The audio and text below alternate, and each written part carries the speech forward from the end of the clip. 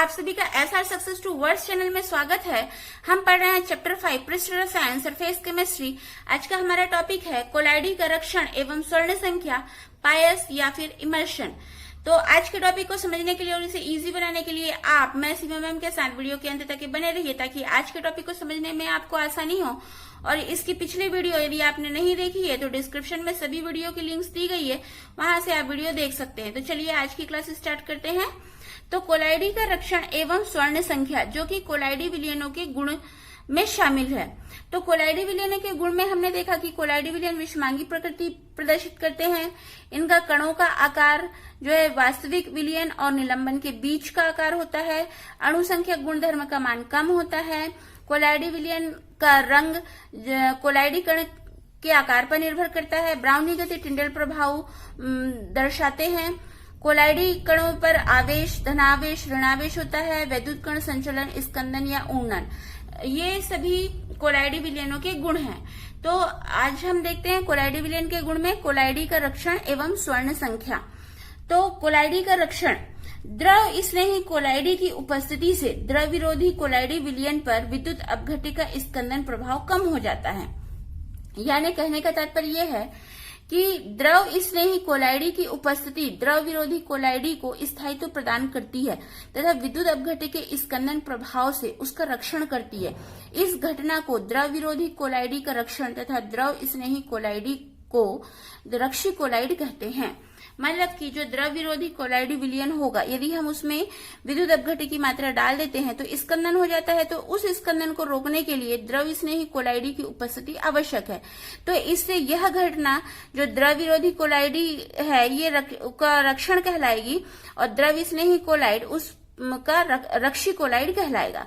जैसे हम उदाहरण में देखते हैं कि गोल्ड के कोलाइडी विलयन में अल्प मात्रा में जिलेटिन मिलाने पर सोडियम क्लोराइड का स्कंदन प्रभाव नष्ट हो जाता है। मतलब कि यदि गोल्ड का कोलाइडी विलयन हमने लिया है और उसमें यदि NaCl की मात्रा डाल देते तो स्कंदन हो जाता है। लेकिन यदि इसमें थोड़ी सी मात्रा जिलेटिन की डाल दी जाए तो वो जो NaCl के द्वारा स्कंदन होता है वह नहीं होगा, मतलब NaCl के स्कंदन प्रभाव नष्ट हो जाएगा। इसी प्रकार से जैसे हम दूसरा उदाहरण देखते हैं, आइसक्रीम में थोड़ा सा जिलेटिन यानी रक्षी कोलाइड मिला देने से उसके दूध, शर्करा और बर्फ का स्कंदन नहीं होता है, क्योंकि यहाँ पर क्या कर दे रहे हैं, जिलेटिन जो कि रक्षी कोलाइड है इसे आइसक्रीम में मिला दिया जाता है, जिससे स्कंदन का प्रभाव नहीं होता है।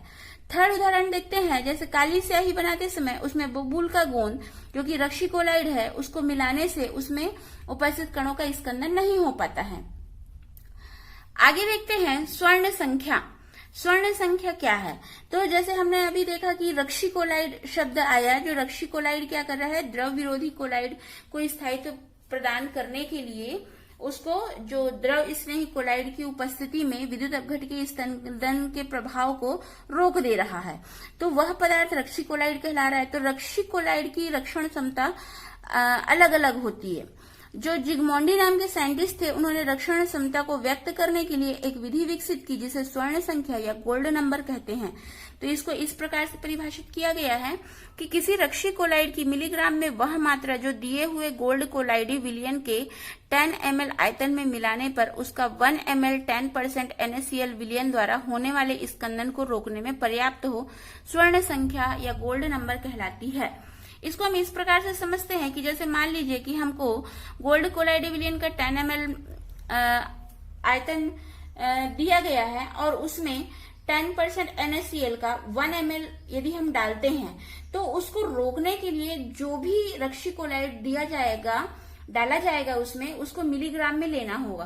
तो वह रक्षी कोलाइड जो मिलीग्राम में लिया गया है वही उसकी ही संख्या, उसकी ही मात्रा स्वर्ण संख्या कहलाएगी। तो जैसे हमको यहाँ पर रक्षी कोलाइड और स्वर्ण संख्या प्रदर्शित है। रक्षी कोलाइड जिलेटिन, हीमोग्लोबिन, एल्ब्यूमिन, गोंद, डेक्स्ट्रिन, स्टार्च, ये सभी रक्षी कोलाइड है।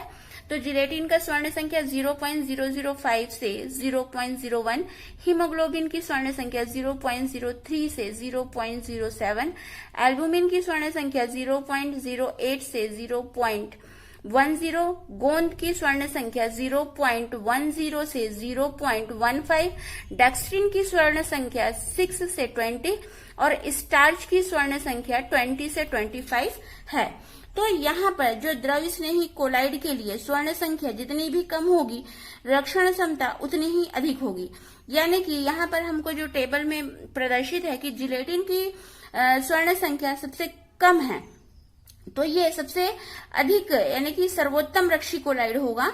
और इसी प्रकार से जैसे हम आलू को देख रहे हैं, इसके स्वर्ण संख्या सबसे अधिक है, मतलब यह कम प्रभावी रक्षण क्षमता प्रदर्शित करेगा। तो हम जैसे इसको एग्जाम्पल से समझते हैं कि स्वर्ण संख्या को किस प्रकार से ज्ञात की जाती है। तो गोल्ड के 100 ml कोलाइडी विलयन का 1 ml 10% NaCl से होने वाले इस स्कंदन को पूर्णतः रोकने के लिए 0.25 ग्राम स्टार्च की आवश्यकता पड़ती है। तो स्टार्च की स्वर्ण संख्या ज्ञात कीजिए। यहाँ पर हमको ये ग्राम में दिया है, हमको इसको मिलीग्राम में चेंज करना पड़ेगा, क्योंकि यहाँ पर स्वर्ण संख्या में बताया गया है कि किसी भी रक्षी कोलाइड की मिलीग्राम में वह मात्रा, और यहाँ पर जो है 10 मिलीलीटर आयतन में मिलाते हैं। तो यहाँ पर हमको गोल्ड के 100 ml में दिया है, तो हमको 10 ml में ज्ञात करना होगा। तो हम चलिए इसको सॉल्व करते हैं। तो 100 ml स्वर्ण को 1 ml 10% NaCl से स्कंदित होने से रोकने के लिए 0.25 ग्राम, या फिर हम इसको जब मिलीग्राम में चेंज करेंगे तो 250 मिलीग्राम स्टार्च की आवश्यकता होती है। तो ये 100 ml में निकाला गया है। तो 10 ml में स्वर्ण के कोलाइडी विलयन के स्कंदन को रोकने के लिए आवश्यक स्टार्च की मात्रा निकालेंगे। तो ये हम इसको लिखेंगे 250/10। इसको सॉल्व करेंगे तो हमको मिल जाएगा 25 मिलीग्राम। तो ये जो 25 मिलीग्राम आया है, यही स्टार्च की स्वर्ण संख्या होगी। तो इसको मिलीग्राम में जो स्वर्ण संख्या होता है, इसको जो है स्टार्च की स्वर्ण संख्या 25 या 25 होगी। आगे देखते हैं पायस या इमल्शन। पायस या इमल्शन एक तंत्र है, ये कोलाइडी विलयन का गुण नहीं है, ये एक प्रकार का कोलाइडी तंत्र होता है। ये कोलाइडी तंत्र में जो परिक्षेपण माध्यम और परिक्षिप्त प्रावस्था दोनों द्रव अवस्था में होती है। तो इसको इस प्रकार से परिभाषित करते हैं कि वह कोलाइडी तंत्र जिसमें परिक्षेपण माध्यम एवं परिक्षिप्त प्रावस्था दोनों द्रव हो, पायस या इमल्शन कहलाते हैं। तो जब पायस का निर्माण किया जाता है तो दो कोई भी अमिश्रणीय द्रव को मिला करके हिलाते हैं। जैसे हम तेल और जल को लेते हैं, आप कितना भी उसको मिला लीजिए, वो मिलता नहीं है। तो ये दो अमिश्रणीय द्रव हो गए, इसको हम ले करके हिलाते हैं, और जो इसको हिलाने से पायस बन जाता है। लेकिन ये पायस स्थायी नहीं होता है। तो इसको क्योंकि यदि जब हम इसको थोड़ी देर के लिए छोड़ देते हैं तो हम देखते हैं कि दोनों की अलग अलग परत बन जाती है। तो इसको स्थायी बनाने के लिए एक तीसरे पदार्थ की आवश्यकता होती है, जिसको बोलते हैं पायसी कारक। मतलब कि पायस को स्थायी बनाने के लिए प्रयुक्त पदार्थ को कहा जाता है पायसी कारक। तो इसका उदाहरण है साबुन, अपमार्जक, प्रोटीन आदि। तो यहाँ पर ये जो पायसी कारक पदार्थ होता है, ये दोनों द्रव के अंतरपृष्ठीय तनाव को कम कर देता है और उनके मध्य में एक झिल्ली बना देता है, जिससे ये झिल्ली जो दोनों द्रव के बूंदों का एकत्रीकरण नहीं होने देता है। एक शब्द और आता है विपायसी कारक। मतलब जो पायस बन गया है, इस पायस को तोड़ने के लिए जो पदार्थ मिलाया जाता है उसको कहा जाता है विपायसी कारक, और यह क्रिया कहलाती है विपायसीकरण। तो जैसे उदाहरण में हम देखते हैं कि दूध से क्रीम और दही से मक्खन का पृथक्करण अपकेंद्रण द्वारा किया जाता है। हम घर में दूध से क्रीम निकालते हैं या दही से मक्खन निकालते हैं, ये सभी अपकेंद्रण के द्वारा होता है।